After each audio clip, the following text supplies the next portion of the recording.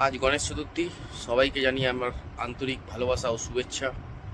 সবাই ভালোভাবে সময় কাটাবেন, ঘুরবেন ফিরবেন এবং আনন্দ করবেন।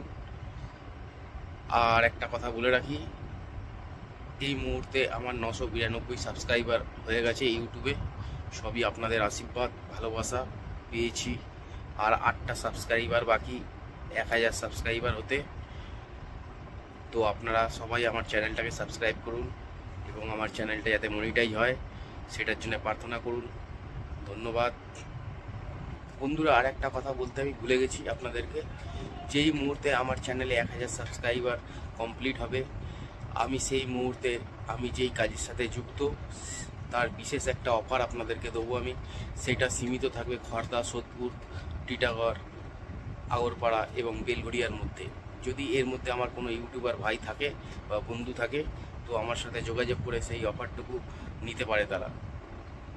কী অফার সেটা আমি 1000 সাবস্ক্রাইবার হওয়ার পরই বলবো।